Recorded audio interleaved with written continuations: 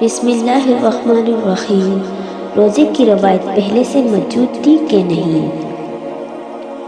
مکہ یا مدینہ میں اسلام کی آمد سے قبل روزہ رکھنے کا رواج تھا، لیکن اس کے قواعد و ضوابط ویسے نہیں تھے جو اسلام کی جانب سے دیے گئے ہیں۔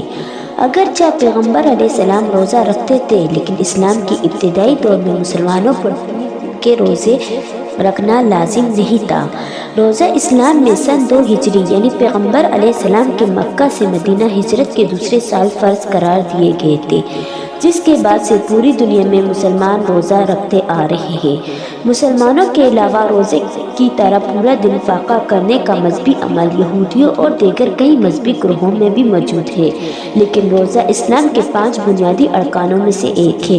باقی 4 بالترتیب توحید، نماز، زکوٰۃ اور حج ہے۔ سوال یہ ہے کہ روزہ کب اور کیسے اسلام کا بنیادی رکن بنا؟ جس سال روزے فرض کیے گئے اس سے 2 سال قبل یعنی سن 622 عیسوی میں پیغمبر علیہ السلام نے صحابہ کے ساتھ مکہ سے مدینہ ہجرت کی تھی، اور ہجرت کے برس سے اسلامی سال کی گنتی شروع ہوئی۔ اسلامی ماہرین کا کہنا ہے کہ سن 2 ہجری میں رمضان کے مہینے میں روزے رکھنے کو لازم قرار دینے کی آیت نازل ہوئی۔ ڈھاکہ یونیورسٹی کے شعبہ اسلامی تعلیم کے پروفیسر ڈاکٹر شمس العالم نے قرآن کی جس آیات میں روزہ فرض کیا گیا اس میں ساتھ ساتھ یہ بھی بتایا گیا ہے کہ عمل ایسے ہی لازم ہے جیسے ماضی کی قوموں پر فرض تھا۔ ان کا کہنا تھا کہ اس کا مطلب واضح ہے کہ اسلام سے قبل بھی مختلف مذاہب اور اقوام میں روزہ رکھنے کی روایت موجود تھی، تاہم اس کی شکل مختلف تھی، جیسے کہ یہودی اور دیگر مذاہب کے ماننے والے اب بھی روزہ رکھتے ہیں۔ ماہرین کا کہنا ہے کہ اسلام کی آمد سے قبل مکہ اور مدینے میں لوگ مخصوص تاریخوں پر روزہ رکھتے تھے۔ اس کے علاوہ کئی لوگ عاشورہ کے دن روزہ رکھتے تھے، جبکہ کچھ ہر قمری ماہ کی 13، 14 اور 15 تاریخ کو بھی روزہ رکھے جاتے تھے۔